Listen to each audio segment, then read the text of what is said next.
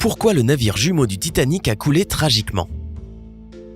Tout le monde connaît l'histoire du Titanic, mais peu de gens savent que le Titanic avait 2 autres navires jumeaux et que le soir de son naufrage, l'un d'eux est venu à la rescousse, mais n'est pas arrivé à temps. La malchance semblait suivre le trio de navires, mais chacun d'entre eux a aussi connu des moments de gloire qui restent gravés à jamais dans l'esprit de ceux qui y sont montés dessus. Tu sais comment le Titanic a frappé l'iceberg, comment le groupe a joué jusqu'à la fin et comment toute la tragédie s'est déroulée. Mais avant que tout cela n'arrive, il semblait tout simplement impossible que ce navire connaisse une fin pareille. Aucun des événements n'aurait pu être prévu par la White Star Line, la compagnie qui a construit le Titanic. Ils avaient de grands espoirs et beaucoup de foi en ce que le navire insubmersible et ses jumeaux, le Britannic et le Olympic, allaient accomplir. L'Olympic a été le premier des 3 à appareiller le 11 juin 1911 en direction de New York. L'immensité de l'engin épatait les foules. Le voyage inaugural de l'Olympic s'est déroulé sans incident et une foule de 8000 personnes à New York a pu explorer ses luxueuses cabines, ponts et salles pendant qu'ils étaient encore amarrés à quai. On attendait beaucoup de cet énorme navire. Mais 2 mois plus tard, l'Olympic a eu un accident avec le HMS Hawke. C'est le Hawke qui a été le plus endommagé, l'épave a fini aplatie comme une crêpe.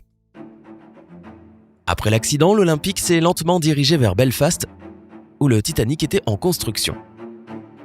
Le 2e Titanic. Sur le quai, les gens pouvaient voir les 2 énormes navires côte à côte, alors que des pièces du Titanic étaient utilisées pour remettre l'Olympic en forme. C'était un spectacle incroyable à observer. Le 14 avril 1912, le Titanic a heurté un iceberg. Quelques minutes plus tard, l'équipage a appelé à l'aide par radio les navires à proximité. Or, ce soir-là, l'Olympic revenait de New York quand il a reçu le signal de détresse. Le navire a fait demi-tour et est venu à toute vitesse vers le Titanic, mais il était si loin qu'il serait arrivé la nuit suivante. Au petit matin, le 15 avril 1912, l'équipage de l'Olympic fut obligé de constater qu'il n'arriverait pas à temps et arrêta sa course. Les survivants du Titanic ont finalement été secourus par le Carpathia. L'Olympic a été équipé avec des canots de sauvetage pour tout l'équipage et les passagers après le naufrage du Titanic. Il est passé de 20 canots de sauvetage à 64. Des modifications ont également été apportées aux cloisons étanches et une coque supplémentaire a été installée pour construire une sorte de double coque. Il a été établi qu'une double coque aurait empêché le Titanic de couler. Pendant plusieurs années, l'Olympic a été utilisé dans le cadre de l'effort de guerre contre l'Allemagne. Au fil des ans, il a transporté plus de 200 000 passagers, dont des milliers d'Américains fuyant l'Europe et des troupes qui se battaient lors de la Première Guerre mondiale. L'un des moments de gloire les plus importants de ce navire a été lorsqu'il a heurté un sous-marin allemand et l'a coulé. On a découvert que le sous-marin se préparait à lancer une torpille sur l'Olympic avant qu'il ne lui rentre dedans. L'Olympic a navigué sur les mers pendant 3 décennies, ce qui lui a valu le surnom de « vieux digne de confiance », malgré quelques accidents antérieurs. Il a ensuite réussi à aider les survivants du HMS Audacious alors qu'il coulait, et a fait ce qu'il n'avait pas pu faire pour son jumeau le Titanic. Mais finalement, la malchance a rattrapé l'Olympic. Le navire a eu un accident avec le bateau-phare Nantucket, et le choc a marqué le début de la fin. Après ces années de service, l'Olympic a été démoli et mis à la casse. Le vieux digne de confiance a servi pendant de nombreuses années et a transporté des milliers de passagers, mais le voyage du Britannic, lui, a été beaucoup plus court. Lorsque le Titanic a coulé, la White Star Line a été confrontée à un gros problème, car elle avait déjà un autre navire en construction. La White Star Line a commencé la construction du HMHS Britannic le 30 novembre 1911, environ 4 mois avant le naufrage du Titanic. Bien que le Britannic ait été le plus jeune du trio de navires car construit en dernier, c'était aussi le plus grand. Ils avaient l'intention de l'appeler gigantesque. Cependant, après le désastre du Titanic, ils ont changé de nom pour le Britannic parce qu'ils considéraient que c'était un nom qui portait chance. Avec le naufrage du Titanic, la White Star Line a fait l'objet d'enquêtes rigoureuses et de nombreux changements ont été apportés au design du Britannic. Il ressemblait beaucoup au Titanic et possédait la plus grande turbine marine au monde de cette époque, capable d'atteindre des vitesses supérieures à celles de l'Olympic. Comme le destin du Titanic était bien présent dans l'esprit de tous, tout a été mis en œuvre pour assurer la sécurité de ce navire qui était plus neuf. Le Britannic a finalement été lancé le 26 février 1914 presque 2 ans après la fin du Titanic.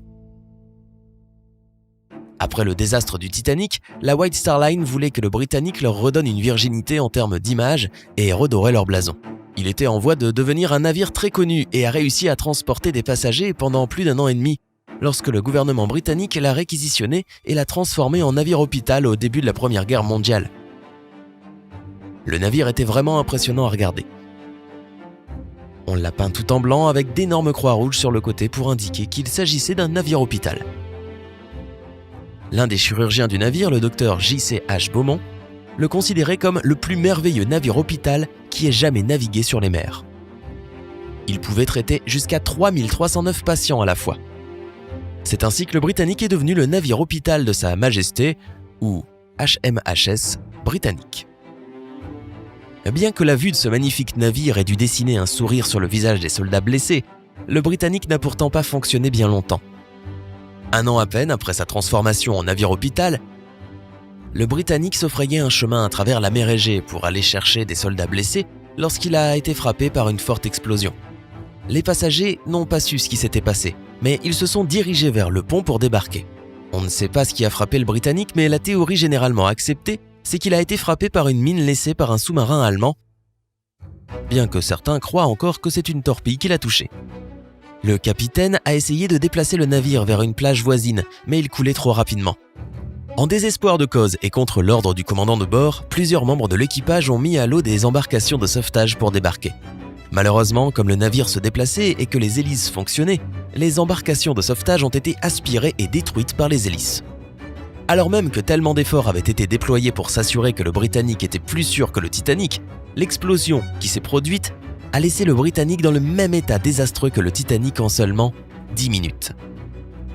Par un coup cruel du sort, il a aussi sombré dans l'océan. Contrairement au grand nombre de morts du Titanic, seulement 30 personnes ont péri dans le naufrage du Britannic. Plus de 1000 ont survécu. Toutes ces personnes ont pu se sauver parce que l'accident s'est produit le matin quand la température de l'eau était plus chaude. De plus, l'île grecque de Kea était suffisamment proche pour offrir de l'aide. Finalement, le Britannic a navigué en mer pendant seulement 2 ans et demi.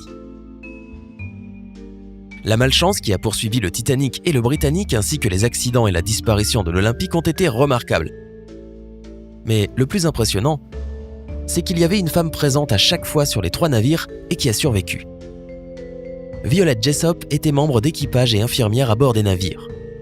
Elle était là lorsque l'Olympique est entré en collision avec le HMS Hawke en 1911 et est descendu saine et sauve.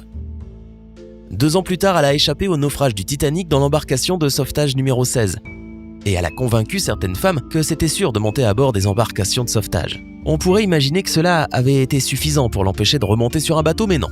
Quelques années plus tard, elle a servi comme infirmière sur le Britannic alors qu'il servait de navire hôpital. Lorsque l'explosion s'est produite, Violette a sauté par-dessus bord, a été entraînée sous l'eau et s'est cognée la tête contre la quille, mais elle a survécu. Peux-tu imaginer son expérience ? Elle devait avoir les nerfs d'acier. De nos jours, les trolls d'internet auraient probablement traité Violette de porte-malheur parce qu'elle était à bord des 3 bateaux quand ils ont eu leurs moments les plus sombres. Dans l'ensemble, le trio de navires a connu des voyages spectaculaires, mais aussi des tragédies. Le mauvais sort les a peut-être poursuivis, mais tous les survivants ont eu des histoires incroyables à raconter.